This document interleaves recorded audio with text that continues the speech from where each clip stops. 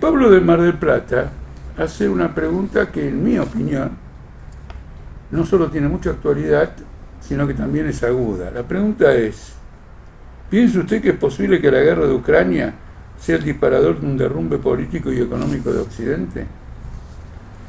Fíjense ustedes, esto lo señaló Tony Blair, ex primer ministro de Gran Bretaña, que textualmente dijo que esta guerra, la invasión de Rusia a Ucrania, la ocupación militar que está haciendo Putin, marca el fin de la hegemonía norteamericana.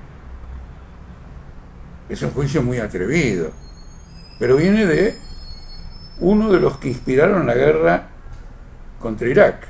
En su momento, Blair, con el primer ministro de España, Aznar, y el presidente Bush, se reunieron, dejaron a las Naciones Unidas de lado y atacaron Irak. Él formó parte del trío asesino, del trío de los criminales de guerra que atacaron Irak y mataron tantas personas y hambriaron a tanta gente.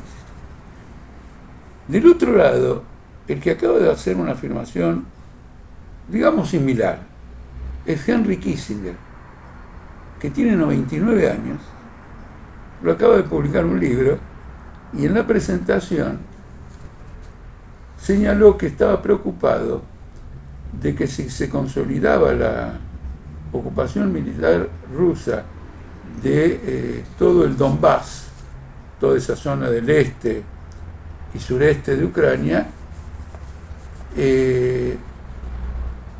Estados Unidos iba a entrar en una crisis muy severa, pero por sobre todo lo que dijo, ante opciones dramáticas, porque si no encuentra una salida a esta situación, va a tener que elegir una guerra contra Rusia y contra China. Kissinger.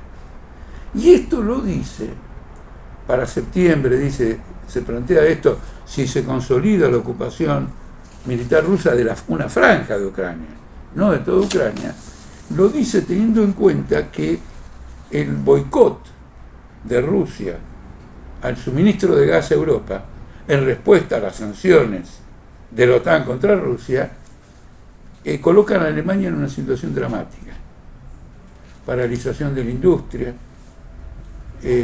racionamiento de los suministros de gas. Y a Italia, mucho más que eso, porque Italia es un país económicamente, como se dice entre comillas, enfermo, tiene una deuda pública absolutamente fabulosa, tiene una crisis política, porque una parte del establishment italiano no quiere seguir la guerra con Ucrania y quiere ver cómo resuelve los problemas de suministro de gas, etc. Hay una empresa italiana, creo que se llama Uniper, que es la distribuidora del gas ruso en Italia, que quebró y el gobierno se ve obligado a nacionalizarla, simplemente para salvar a los accionistas de esta empresa, pero ahora tiene que conseguir todo el abastecimiento de gas. Y el boicot ruso al gas es mucho más serio porque Rusia entrega gas natural por gasoductos. La alternativa sería que Europa compre gas licuado, que hay que transportarlo en barco, liquificarlo primero, regasificarlo después. En una palabra, vamos a un periodo de altísimos precios del gas, si se va a depender de este tipo de suministro.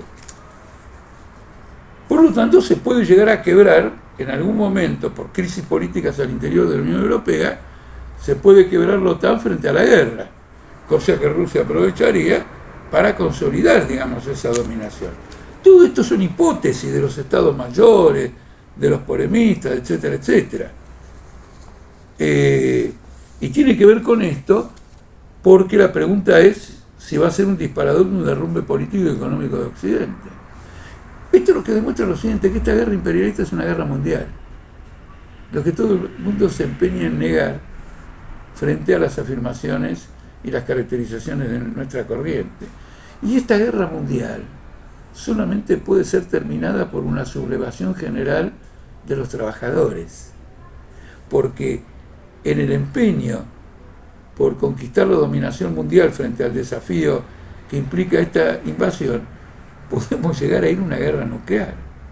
Todos los dispositivos nucleares están en marcha. Y para concluir, se ha abierto un nuevo frente de guerra, porque en este momento Putin y el presidente de Turquía se encuentran en Irán discutiendo, por un lado, cómo salen los granos de Ucrania para que la gente no se muera de hambre, y Putin dice, bueno, no hay ningún problema, vamos a encontrar la forma de que salgan, pero queremos que salgan también los granos de Rusia. Y si salen todos, que se levanten las sanciones. Es decir, puede ir a un punto muerto esta cuestión.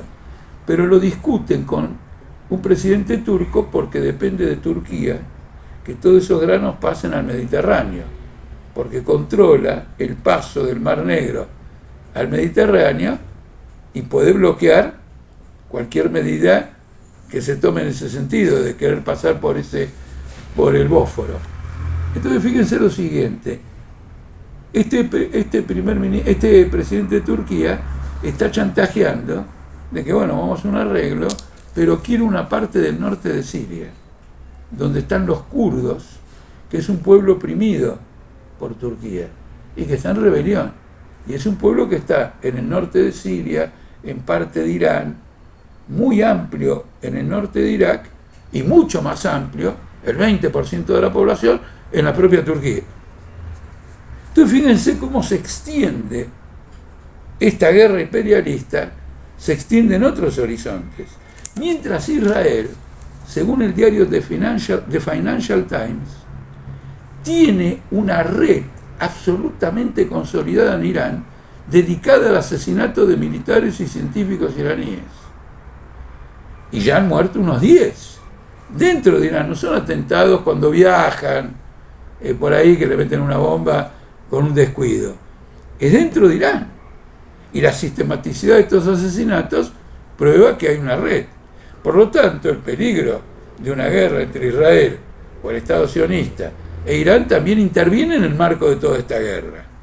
Una vez más, solo la sublevación de los trabajadores frente a la carestía, la inflación, la guerra, los bloqueos, las sanciones, puede parar esta guerra destruyendo al propio imperialismo.